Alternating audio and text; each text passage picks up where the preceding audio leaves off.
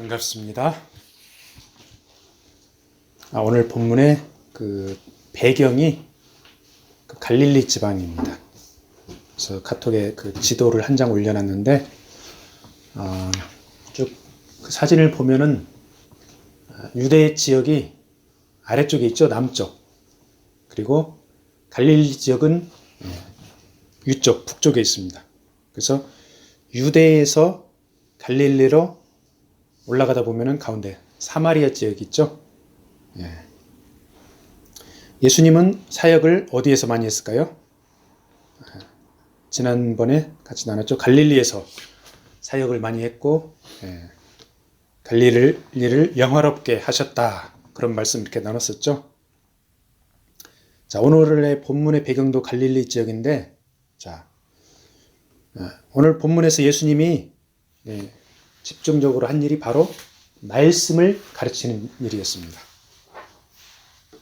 그래서 말씀 굉장히 중요하죠. 요즘에 코로나 시국 시간이 많은데 말씀과 친하게 지내고 있습니까? 아멘. 예수님께서 한 일이 바로 말씀을 가르치는 일이었습니다. 그런데 병 고치는 능력이 예수님과 함께 했습니다. 자, 그래서 예수님께서 이제 사람들을 가르치는데, 말씀을 가르치는데 병 고치는 능력이 함께하고 거기에 이제 사람들이 많이 몰려들었어요. 근데 이 몰려들은 사람들을 크게 두 분류로 한번 나눠봤습니다. 자, 첫 번째 분류의 사람들은 예수님이 가르쳐주는 말씀을 사모하고 간절히 찾아온 사람들, 그리고 병을 치료받으러 온 사람들. 그 다음에 두 번째 분류의 사람들이 있습니다. 이 사람들은 저 예수라는 사람이 뭐 하는 인물인가 조사하러 온 사람들. 그러니까 바리새인과 율법 교사들이죠. 오늘 본문에 보면은 이 바리새인과 율법 교사들이 어디에서까지 왔습니까? 심지어는 저기 먼 데서 예루살렘에서까지 왔어요. 갈릴리에서 예수님이 사역을 하고 있는데 예루살렘, 그 당시 종교 권력자들이 몰려있던 예루살렘에서 이렇게 먼데 갈릴리까지, 왜 그렇게 먼 데까지 찾아왔을까요? 그 거리가 보니까 예루살렘에서 갈릴리 가버나움까지는 160km 정도 됩니다. 그러니까 오늘 본문의 배경하고 또 보면은 아마 그 정도 160km 전후로 봐야 되겠죠. 걸어서 일주일 정도 걸립니다. 그 먼 길을 바리새인과 이 율법 교사들, 서기관들, 예수님을 찾아왔습니다. 그 목적이 바로 조사하러 왔습니다. 그래서 이제 두 부류의 사람들, 한 부류는 예수님을 사모하는 사람들, 한 부류는 뭔가 꼬투리를 잡아서 조사하러 온 사람들. 이렇게 두 부류가 있죠.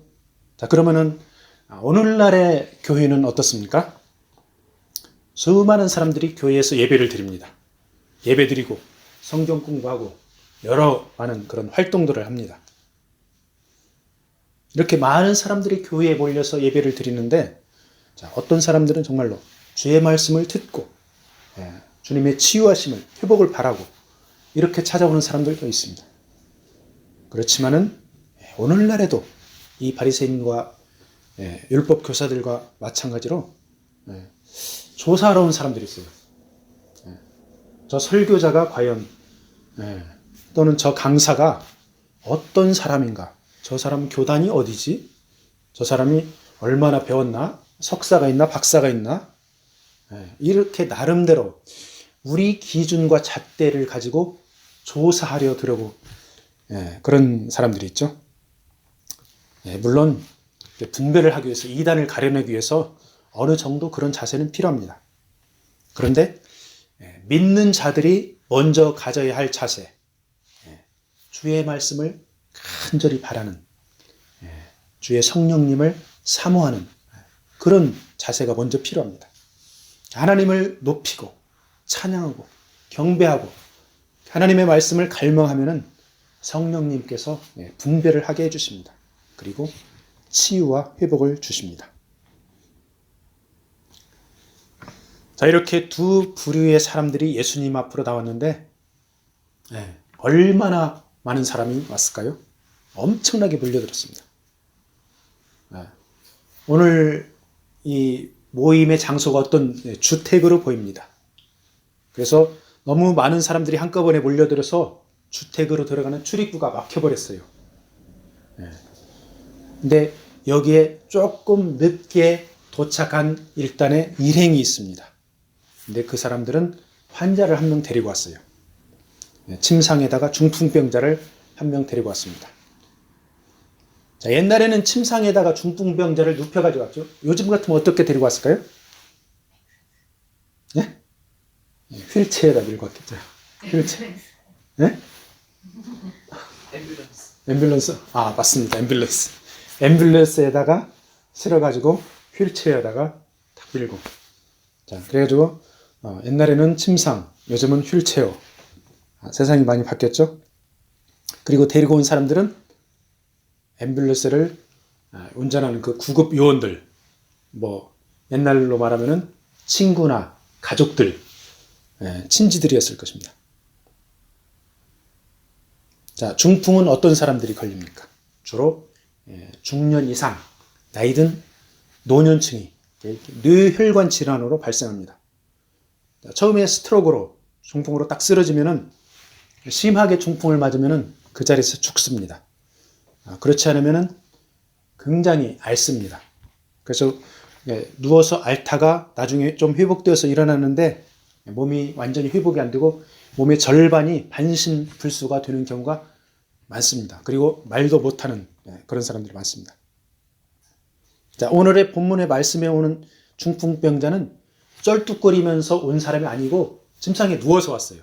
그러니까 중풍을 맞은 지 얼마 안 되고 지금 아주 고통스러운 상태에 있는 사람이라고 우리가 추정을 할 수가 있습니다. 자, 이 사람이 나중에 회복되면은 어떤 상태로 되냐? 쩔뚝거리면서 이렇게 말은 어눌하게 하는, 어쩌면 말은 못하는, 이 사람의 앞날은 그렇게 예정이 되어 있습니다. 중풍병자가 이렇게 재활 훈련하는 거 굉장히 어렵습니다. 이제 천진에서 그 침 놓고 하는 거, 병원에서 이렇게 재활 훈련 보면은 몇 달 동안 또는 1년 동안 침을 맞아가지고 손가락 하나 움직이면은 이게 엄청나게 큰일이라고 이렇게 막 박수 쳐주고 환호하고 그랬어요. 이렇게 중풍병자를 재활하기 힘듭니다. 그런데 이 환자와 메고 온 사람들, 어떤 마음으로 왔을까? 예수라는 분이 귀신도 쫓아내고 문둥병자도 고쳐주고 이러는 소문을 듣고 저 예수라는 분은 반드시 이 중풍병자를 고쳐줄 수 있을 거야. 고쳐주는데 완벽하게, 퍼펙트하게 고쳐줄 거야. 그래서 이전과 같이 멀쩡하게 신체를 회복하는 이런 믿음을 가지고 데려왔을 것입니다.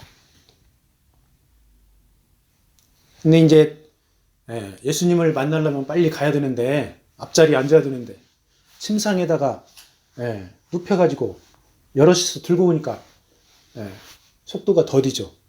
늦게 올 수밖에 없습니다. 와보니까 사람들이 엄청나게 많이 몰려있고 예수님은 얼굴도 보이지 않습니다. 방 안에 있고 그러니까. 자, 어떻게 해야 합니까? 힘겹게 침상에 메고 예수님을 만나러 왔는데 사람들이 많아서 예수님은 보이지도 않고 집안에 들어갈 수도 없고 아주 낙심이 됩니다. 이렇게 낙심이 되는데 딱 보니까 옆으로 지붕으로 올라가는 계단이 보입니다.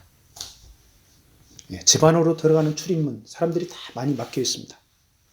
지붕으로 올라가는, 옆으로 올라가는 그런 계단이 눈에 띄인 것입니다. 옳다, 바로 이것이다. 그들은 침상에 중풍병자를 메고 평평한 지붕으로 올라갔습니다. 그리고 그 지붕에 구멍을 뚫었습니다. 집주인의 허가를 받았을까요? 받지 않았을 것입니다.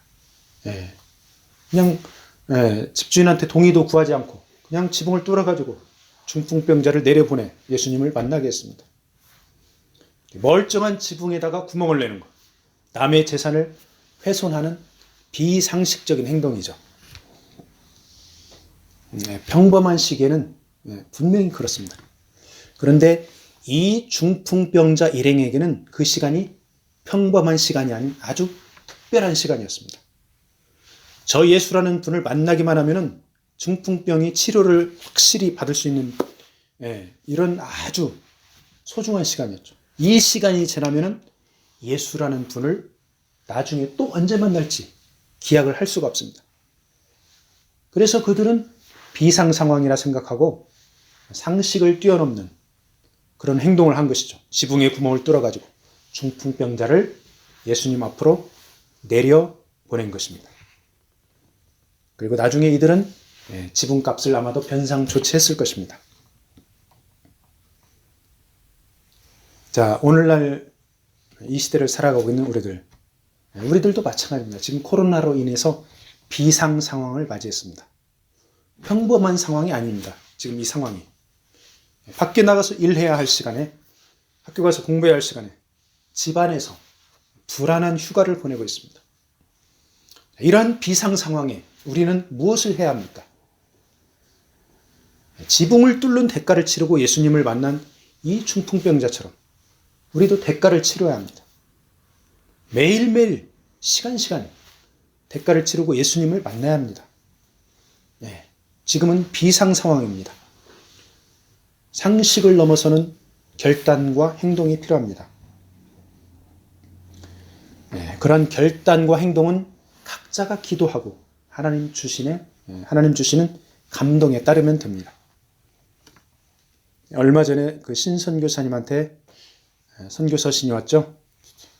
IT 형제 자매들이 하루에 밥을 한 끼니밖에 못 먹는 사람들이 있다는 그런 말을 듣고 우리도 매달 선교비를 보내기는 하지만은 비상 상황이니까 더 보내야 되겠다. 그래가지고 긴급 구호 쌀값을 이렇게 더 보내드리려고 이렇게 생각을 하고 있습니다. IT 성도들의 이 어려운 실정, 저도 이렇게 마음이 아파가지고 아는 분들한테 몇 명한테 이 선교 서신을 보냈어요. 그랬더니 브래드푸드에 사는 목사님이 그 이제 IT에 그 쌀값을 이렇게 좀 보내드렸더라고요.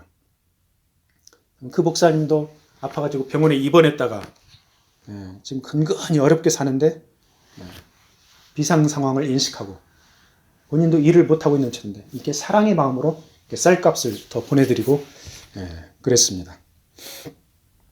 자, 지붕을 뚫고 중풍병자를 달아내리는 장면을 보고 거기 있던 무리들 어떤 생각을 했을까요? 병고침을 받으러 온 사람들 아마도 매우 호기심에 사로잡혔을 것입니다. 침상에 누워 꼼짝 못하는 사람인데 과연 저 예수라는 분이 치료할 수 있을 것인가? 그리고 예수님의 말씀을 통해 가르침을 받으러 온 사람들은 중풍병자가 분명히 치유함을 받고 무엇인가 특별한 가르침을 주실 거야. 이런 생각을 했을 것입니다. 자, 그런데 바리새인과 율법 교사들은 어떤 생각을 했을까요? 이 예수라는 인물이 전에 귀신 들린 자도 회복시키고 문둥병자도 고쳐서 우리가 조사하러 나왔는데 이 중풍병자까지 치유받으면 어떡하나? 이 예수를 따르는 무리는 더 많아질 테고 우리들의 영향력은 더 약해질 것인데 어떡하지? 나름대로 이런 여러 가지 고민을 했을 것입니다. 그런데 거기에 모인 전부 모든 사람들의 공통적인 한 가지 생각, 그것은 바로 중풍병자가 회복되는가? 예수님이 어떻게 치유해 줄 것인가? 거기에 온갖 초점이 쫙 맞춰져 있습니다. 그래서 이제 모든 사람의 시선이 예수님과 이 중풍병자에게 쏠립니다. 자, 예수님이 어떻게 치유를 하시나? 쳐다보고 있습니다. 그런데 예수님은 치유에 관한 말씀 하지 않습니다. 행동하지 않습니다. 아주 전혀 뜻밖의 말씀하십니다. 그들의 믿음을 보시고 내 죄사함을 받았느니라. 이렇게 말씀하십니다. 거기 모인 무리들은 예수님이 이 환자를 손잡아서 일으킨다든지 안숫기도 한다든지 치료하는 것을 예상을 했을 것입니다. 그런데 예수님은 그런 걸 안 하시고 죄의 문제, 인생의 가장 근본적인 문제를 말씀하십니다. 우리는 오늘날 많은 시간들을 생활의 문제들을 고민하면서 살아갑니다. 심지어는 우리가 하나님 앞에 기도하면서도 생활의 문제들을 토로합니다. 어쩌면 그것은 연약한 우리 인생들로서는 당연한 것입니다. 마치 중풍병자와 그 동료들의 최고의 관심사가 병에서 치유되어 회복을 바라는 것처럼 말입니다. 그런데 주님은 우리에게 더 궁극적인, 더 영적인, 더 근본적인 문제를 직시하라고 말씀하십니다. 병에서 치료받는 것이 중요한데 그것은 이 세상에 있을 때의 일입니다. 그런데 죄 사함을 받는 일은 영원의 세계까지 연관된 문제입니다. 지금 우리에게 중요한 것이 현실적인 생활의 문제와 육체적인 여러 환경의 문제들이 있습니다. 그런데 그러한 것들보다 더 중요한 영적인 문제, 죄의 문제, 하나님과의 관계의 문제에 더 집중하라고 말씀하고 있는 것입니다. 그래서 사도 바울이 위의 것을 찾으라 이렇게 말씀하고 있습니다. 골로새서 3장 1절을 읽어드리겠습니다. 그러므로 너희가 그리스도와 함께 다시 살리심을 받았으면 위의 것을 찾으라.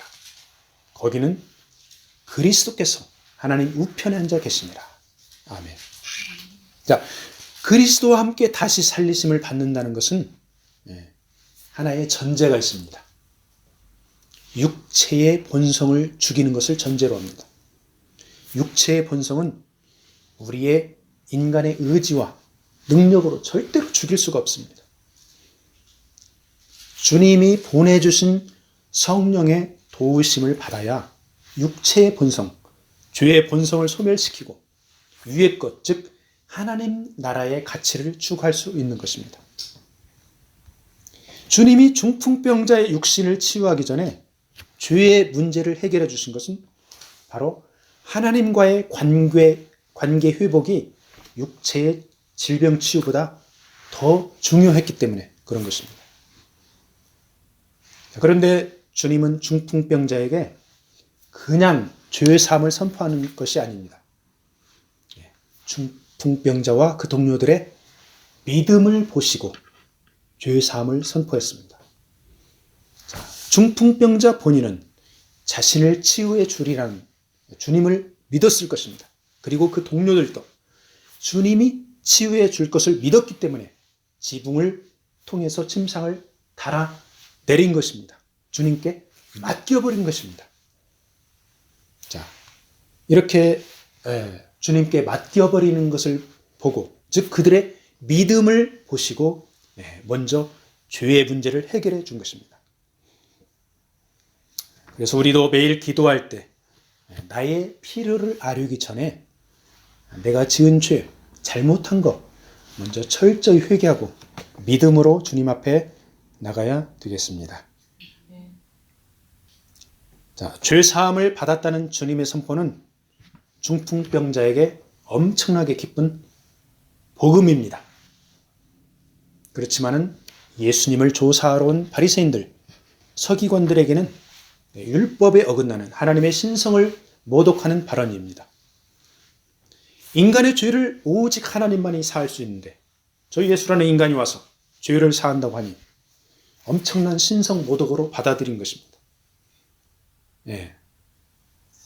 이들이 그럴 수밖에 없는 것이 예수님을 약간의 능력을 행하는 비범한 인물로 봤지 구약 성경에서 예하는 메시아로 인정을 하지 않았기 때문입니다. 그래서 주님의 복음은 믿고 받아들이는 사람에게는 글자 그대로 복되고 기쁜 소식이지만은 메시아로 받아들이지 않는 사람에게는 꼬투리 잡아 조사하려는 종교적인 내용과 전통에 거슬리는 신성 모독인 것입니다. 바리새인과 서기관들은 말로는 하나님만이 죄를 사할 수 있다 이렇게 말합니다. 그러면서 정작 하나님이 보낸 그 아들 예수 그리스도를 알아보지 못하고 자신들의 종교적 잣대로만 재단하려고 합니다. 그래서 우리는 종교의 영을 정말로 조심해야 합니다.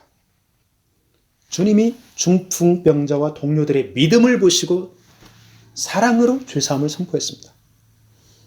우리는 믿음으로 하나님께 나가고 사랑으로 이웃을 섬겨야 합니다. 종교적인 의식과 행위에 얽매여서 종교의 영에 사로잡혀 있으면 진정한 믿음, 사랑 이런 게 식어질 수가 있습니다. 그래서 의식과 행위보다 믿음과 사랑 더 절실히 요구됩니다. 예수님은 이 바리새인과 서기관들의 마음을 꿰뚫어 보십니다. 그리고 그들에게 질문을 합니다. 네 죄 사함을 받았느니라 하는 말과 일어나 걸어가라 하는 말이 어느 것이 더 쉽겠느냐? 둘 다 쉬운 내용이 아니죠. 보통 사람 같으면 상상도 못할 그런 내용입니다. 굳이 그 질문의 내용을 분석하자면 죄 사함은 하나님이 하시는 일입니다. 이 생과 영원히 연관된 문제입니다. 그리고 일어나 걸어가라는 것은 육체의 일입니다. 그러니까 이 생에서의 문제입니다. 그렇지만 불가능합니다. 예수님은 그들에게 죄 사함의 권세가 있는 줄을 너희가 알게 하리라 하시면서 중풍병자에게 침상을 가지고 집으로 가라 명령하십니다. 즉 죄 사함의 권세가 있다는 것을 알려주면서 자신이 하나님의 아들 메시아로 오신 것을 보여주는 것입니다. 그리고 보통 사람이 할 수 없는 일, 중풍병자를 말씀으로 치유하며 성령의 능력이 함께 하시는 것을 보여준 것입니다. 즉 주님은 이 땅에서의 육신의 건강 문제 그리고 영원에서 하나님을 만나기 위한 죄 사함의 문제를 동시에 해결해 주신 것입니다. 자, 이제 이쯤에서 바리새인들은 어떻게 나가야 됩니까? 말씀대로 하면은 구약 성경을 더 검토를 해야 됩니다. 이 예수라는 사람이 정말로 우리가 바라던 메시아인가? 이렇게 철저하게 검토하고 검증하고 연구를 해야 됩니다. 그런데 이 사람들이 그렇게 했습니까? 마음속에서 시기심, 질투심, 예수님이 인기가 많아지고 자기들이 영향력 약해지니까 이런 데에 사로잡혀가지고 결국은 예수님을 나중에 십자가에 못 박게 됩니다. 자, 예수님의 명령, 일어나 내 침상을 가지고 집으로 가라. 이 말을 들은 중풍병자, 그 자리에서 뻘떡 일어납니다. 기적이 일어난 것입니다. 중풍병자, 손가락 하나 움직이기도 힘든데 벌떡 일어난 것입니다. 요즘으로 치면 휠체어에서 일어난 것이죠. 그가 일어나서 가장 먼저 한 일은 하나님 앞에 영광을 돌리는 것이었습니다. 그리고 그 주변의 모든 사람들도 함께 하나님께 영광을 돌렸습니다. 중풍병자에게 있어서 그날은 인생 최대의 기쁜 날이었습니다. 육신의 병을 고치려 왔다가 죄의 용서까지 받은 엄청난 날입니다. 모든 사람들이 두려워하며 놀라운 일을 보았다고 하며 하나님께 영광을 돌릴 때 바리새인과 서기관들은 어떤 마음을 가지고 있었을까요? 아마도 큰일 났다 이렇게 생각했을 것입니다. 구약 성경을 검토해보는 자세로 나가야 하는데 그렇게 하지 않고 자신들의 기득권을 위협할 엄청난 인물이 나타났다고 고민했을 것입니다. 우리는 하나님이 일하시는 것을 보면 먼저 하나님께 영광을 돌려야 합니다. 그리고 마음껏 하나님을 찬양하고 경배해야 합니다. 이것이 믿는 자로서의 당연한 자세입니다. 그런데 훌륭한 사역자를 통해서 하나님이 일하시는 것을 보면서 시기하고 질투한다면 그것은 진정한 주님의 제자가 아니라 종교의 영이 그 마음에 자리 잡은 것입니다. 그래서 우리는 주변에서 복음의 기쁜 소식이 들리면 감사하고 즐거워하고 하나님 앞에 영광과 찬양을 올려드려야 하겠습니다. 말씀을 마무리하겠습니다. 본문의 중풍병자는 이 생의 문제를 해결하러 주님을 찾아갔다가 더 중요한 영혼의 문제, 죄 사함을 받고 하나님과의 관계를 회복하는 큰 복을 받았습니다. 그리고 그런 일이 생기기까지 결정적인 역할을 한 것은 침상을 들고 같이 간 주변 인물들의 믿음과 헌신이었습니다. 분명히 우리 주변에도 침상에 누워 꼼짝 못하는 그런 영혼들이 있습니다. 그들을 도와서 주님 앞으로 나가야 합니다. 주님 앞에 나가다 보면은 앞길이 막혀서 답답할 때가 있습니다. 그러나 믿음으로 포기하지 않으면 지붕으로 올라가는 옆에 있는 계단이 보입니다. 그리고 지붕을 뚫는 방법도 있습니다. 요즘 코로나로 인해서 다들 힘들어하고 이생의 생활 문제에 관심들이 많습니다. 그런데 주님은 우리가 눈을 들어 더 근본적인 죄의 문제, 영혼의 문제, 하나님과의 관계에 대해서 점검하기를 원하십니다. 이미 주님께서 십자가에서 우리 죄를 용서하셨습니다. 우리는 주님의 죄 용서함을 믿음으로 이미 받아들였습니다. 그럼에도 삶의 무게 가운데서 우리가 겪는 갈등, 번민의 문제들, 우리를 짓누르고 있습니다. 사실 이러한 우리의 고민과 갈등들, 주님께서 이미 다 해결해 주셨습니다. 우리가 믿음으로 전적으로 주님께 맡기는 것이 문제입니다. 마치 중풍병자를 주님께 맡긴 것처럼 말입니다. 이번 한 주간 주님 의지하며 살아가면서 특별히 맡기는 훈련을 하기를 축복합니다. 아멘.